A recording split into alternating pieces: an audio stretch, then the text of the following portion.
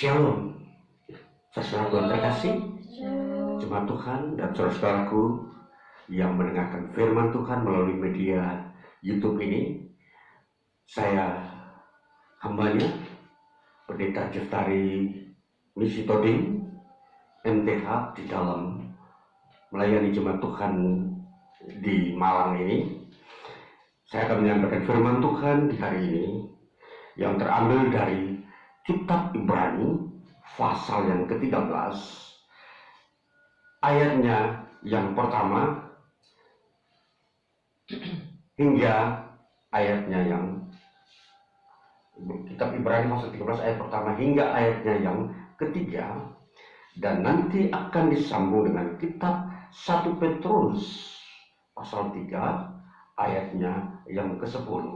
Dua bagian bacaan ini kita akan melihat bersama-sama. Kita mulai pada Kitab Ibrani pasal 13 ayat 1 sampai ketiga. Bunyinya demikian: peliharalah kasih persaudaraan.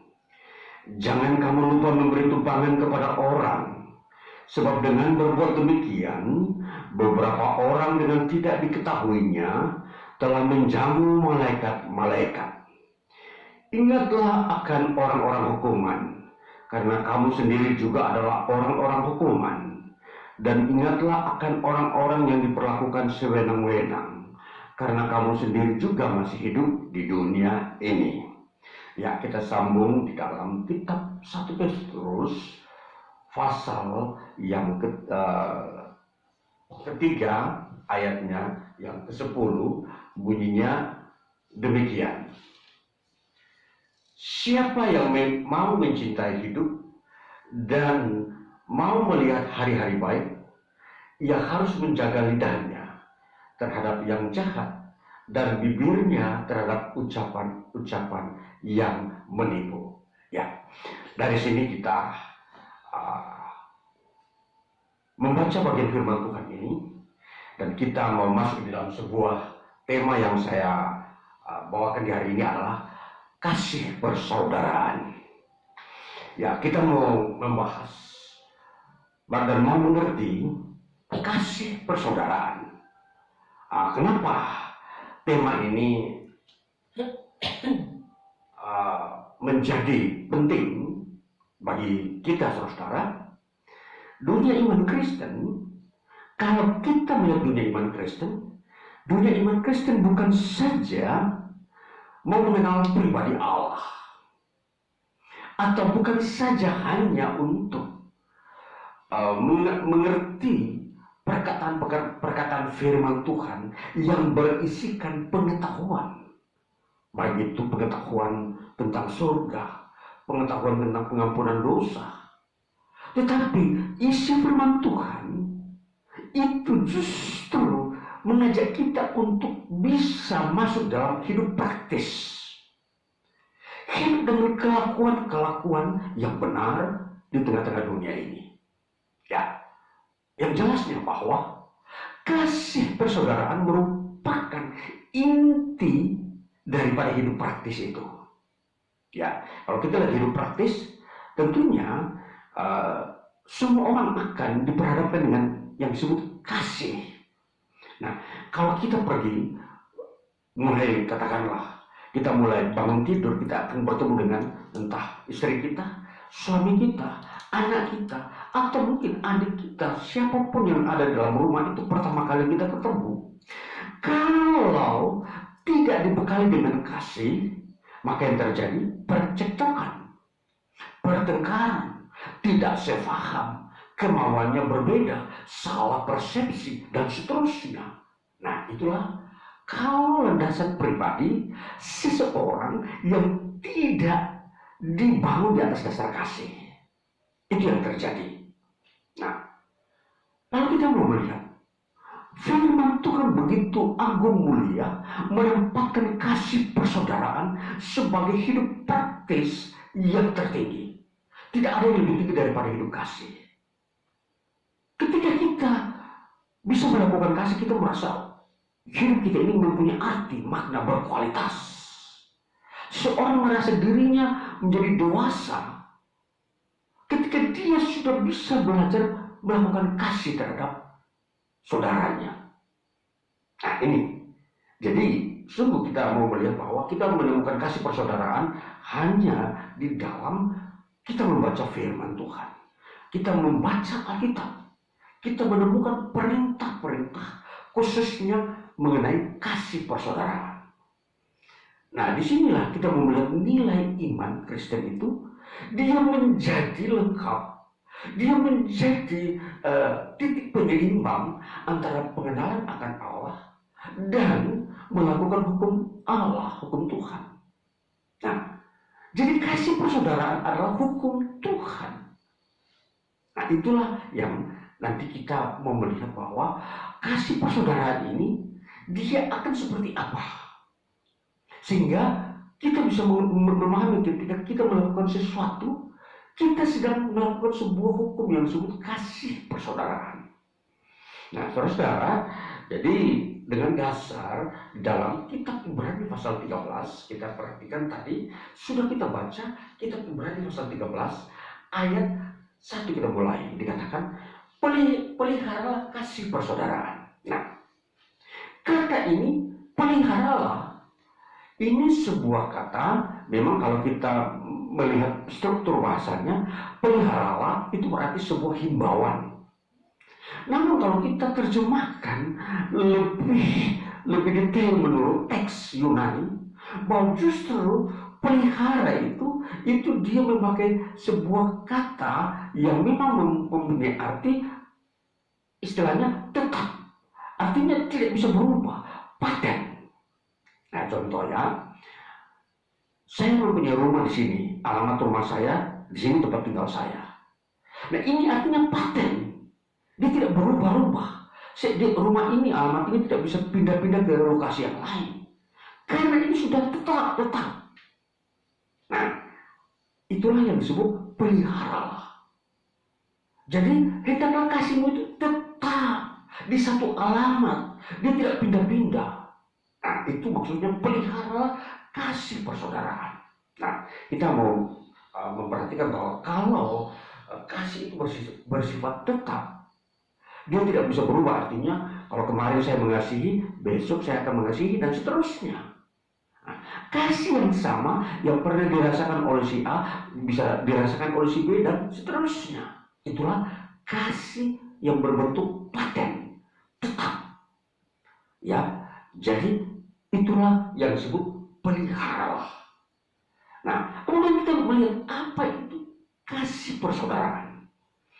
Dalam teks Yunani dikatakan Philadelphia.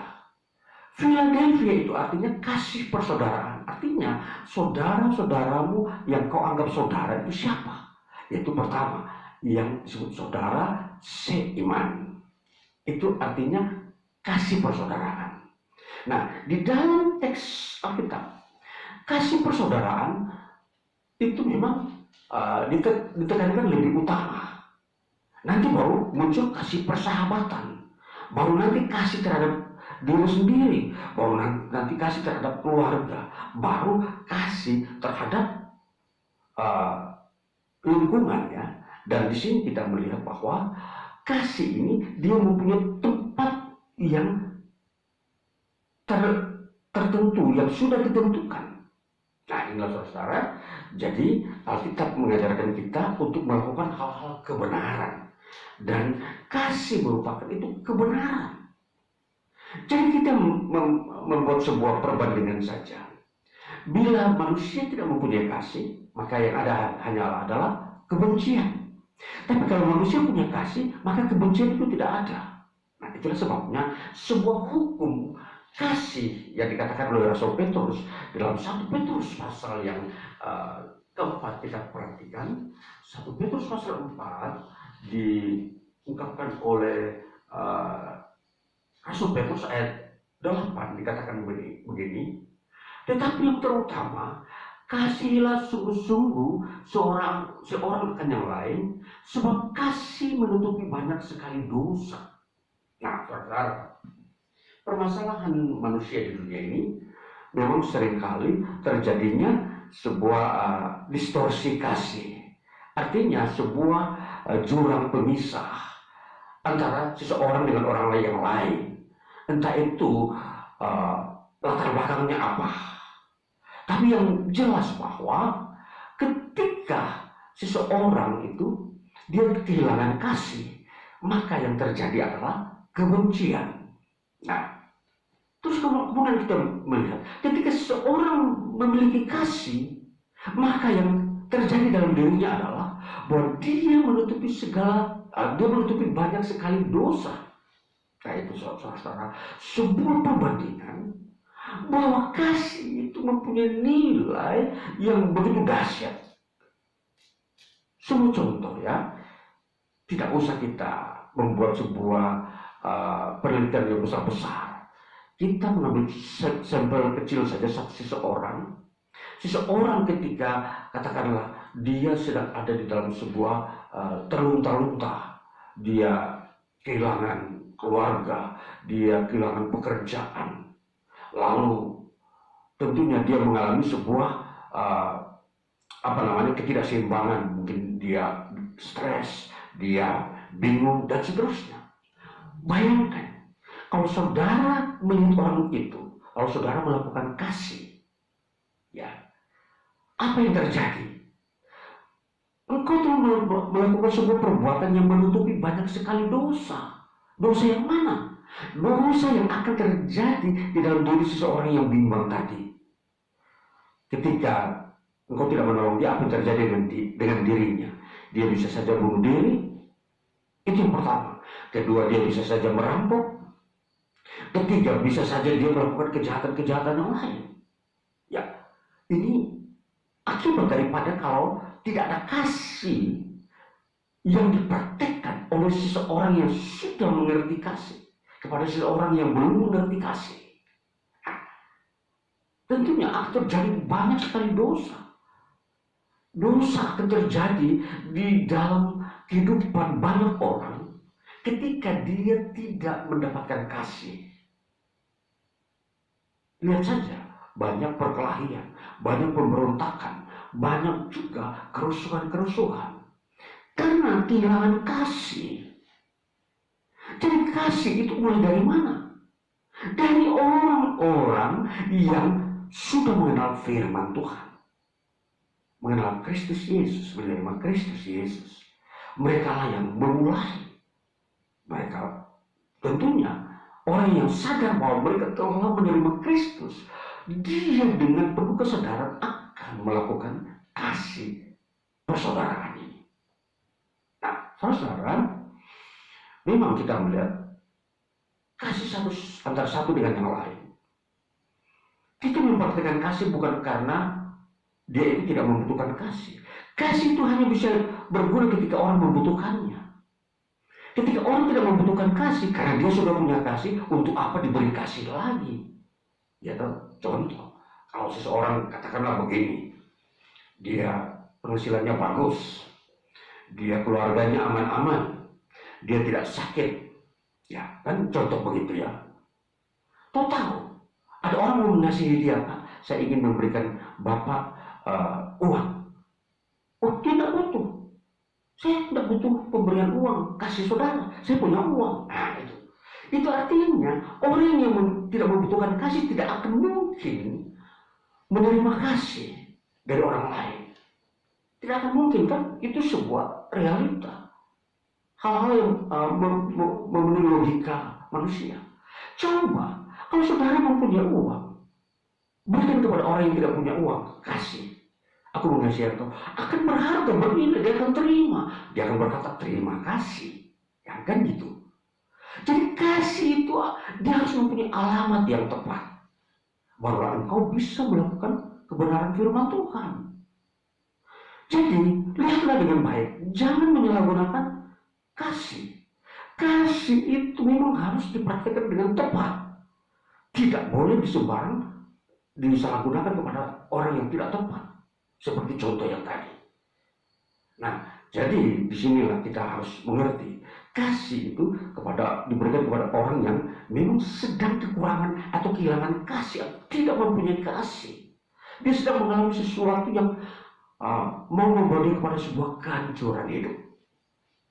Nah, itulah saudara, ini kita melihat bagaimana keunggulan kasih itu. Nah, sekarang kita melihat saudara, kasih yang kita mau memperhatikan di sini, bagaimana kasih persaudaraan itu kita benar-benar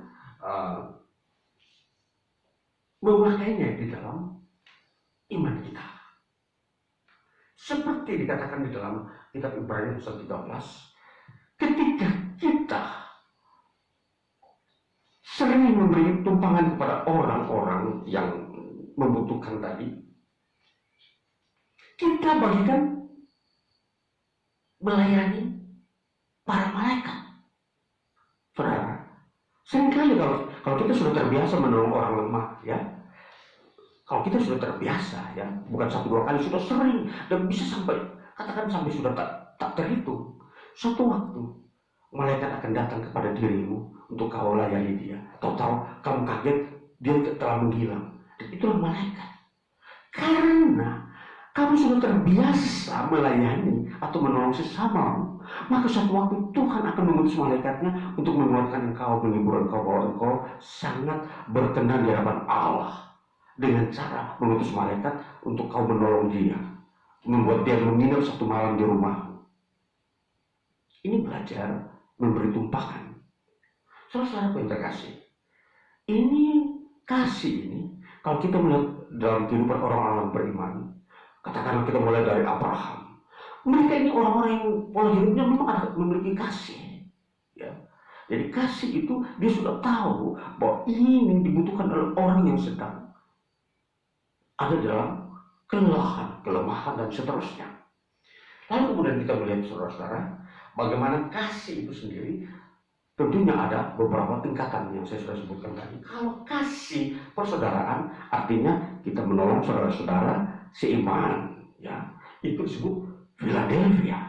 Katakanlah dia jemaat di mana seorang percaya yang alamatnya kita tidak tahu, ataupun kita tahu pun sekalipun, tetapi dia sedang ada dalam kelemahan atau katakan kondisi apa saja yang memang dia berat, dia membutuhkan kasih, kita perlu memperhatikan. Nah, inilah yang disebut kasih persaudaraan Philadelphia. Kemudian kasih terhadap saudara sekandung, artinya kita semua punya kakak atau adik atau saudara sepupu dan saudara-saudara yang masih sedarah dengan kita. Itu disebut kasih adelphoi. Kasih yang kita tentu rutin pasti. Oh, adik saya sedang sakit, saya menolong dia. Itu kasih dalam bentuk saudara sedaging. Apa yang kita lakukan sama. Dia mungkin lelah sama. Jadi saudara-saudara yang kita tempatkan ini, jadi bukan saja proyek kita itu hanya kepada saudara sekandung, tapi terhadap saudara seiman pun itu kita boleh mengerjakannya. Kemudian ada kasih yang disebut terhadap sahabat. Saudara mungkin teman seperjuangan ketika katakanlah mulai mencari pekerjaan, membangun usaha, mulai sama-sama kerja keras. Satu waktu teman sahabat saudara ini dia bangkrut atau dia apalah, katakanlah sesuatu yang mengalami dia juga susah, ya itu pun sahabat, itu kasih persahabatan, itu pun kita dapat, ya, bisa menolong dia. Inilah kasih, disebut kasih pilos, ya, kasih persahabatan. Nah, lalu kasih terhadap suami. Betapa suami harus dikasihi juga, kata firman Tuhan. Disebut pilandros dalam teks Yunani. Pilandros itu mengasihi suami.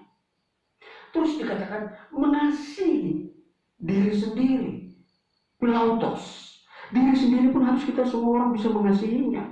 Supaya terawat, jangan membiarkan dirimu sakit. Nah, itu. Jadi masing-masing harus bisa menerapkan mengasihi diri sendiri juga.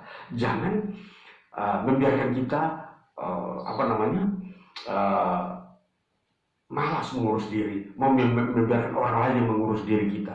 Padahal kita mampu mengurus diri sendiri, itu sesuatu yang harus kita kerjakan. Nah, ini mengasihi diri sendiri. Nah, ini saudara-saudara perlu kita mengerti, karena iman Kristen itu iman juga yang ada hubungan dengan hal-hal praktis. Jadi pengenalan akan Tuhan dan firman-Nya dan melakukan hukum Tuhan di dalam diri kita dan terhadap orang lain itu sebuah keseimbangan. Nah, lalu kemudian dikatakan lagi kasih atau mengasihi Allah atau philotheos. Philotheos ini mengasihi Allah. Jadi jangan ada sebuah rasa keraguan-raguan terhadap kuasa Allah untuk menolong saudara. Kalau saudara merasa ragu-ragu akan kuasa Allah yang besar untuk menolong saudara, maka tentunya kasih saudara kepada Allah juga pun akan berkurang. Saudara akan malas-malas berdoa, saudara akan malas-malas membaca firman Tuhan, bahkan saudara akan malas juga pergi ke gereja bersekutu. Itu dampak-dampak kalau ada keraguan-raguan terhadap Allah. Itu artinya saudara pun kurang mengasihi Allah. Nah, sedangkan orang yang suka memberi tumpangan kepada orang lain disebut philoskenia. Nah, ini orang-orang yang suka baik hati. Oh, orang dari jauh datang, tidak usahlah bawa uang untuk cari tempat kos atau hotel. Dia bilang, tinggallah di rumah saya menginap beberapa hari supaya kamu tidak kehabisan uang. Ya, ini orang-orang yang disebut philoskenia, orang-orang yang suka memberi tumpangan. Nah, jadi selain itu ada kasih yang bersifat umum yang disebut mengasihi hidup. Jadi bukan diri sendiri, jadi hidup itu harus dikasihi. Ya, jadi kalau kita melihat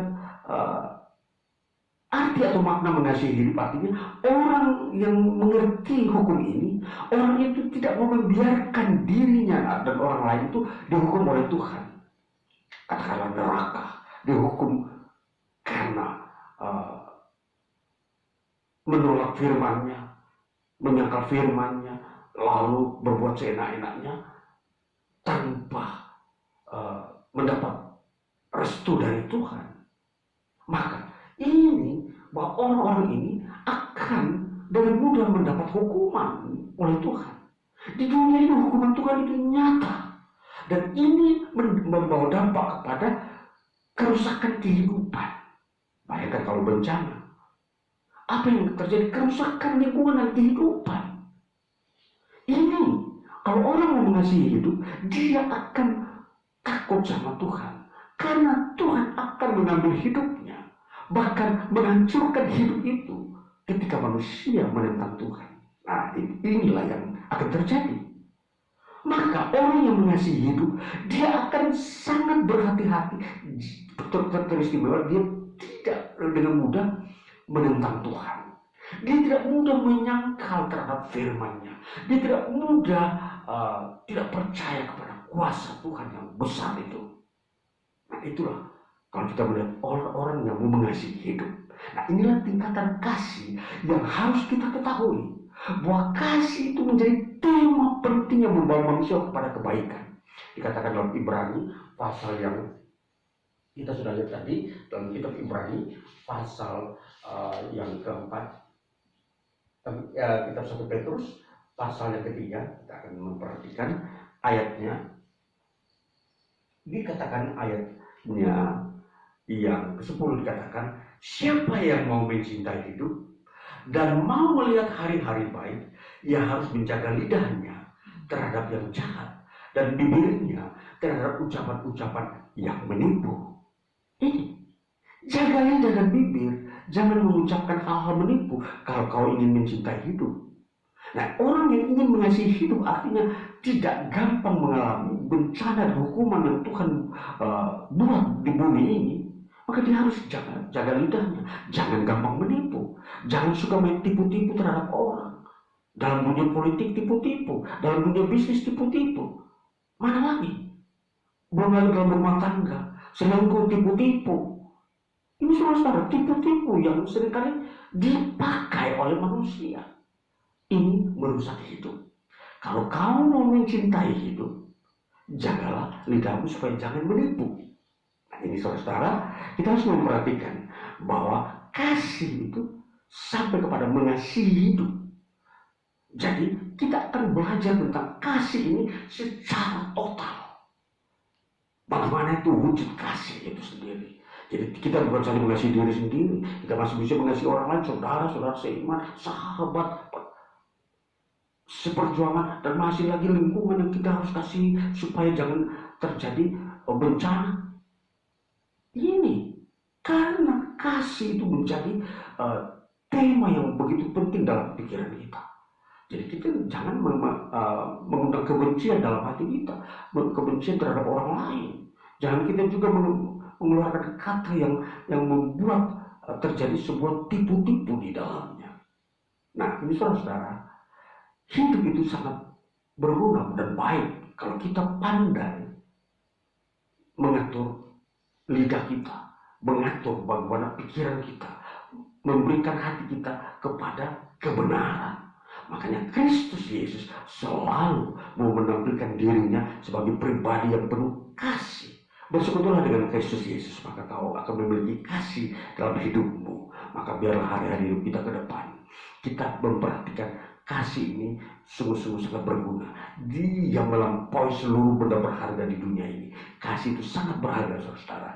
Kalau saudara-saudara ingin hidup damai, tentram di dunia ini, kejarlah kasih, perhitungkanlah kasih, hargailah kasih.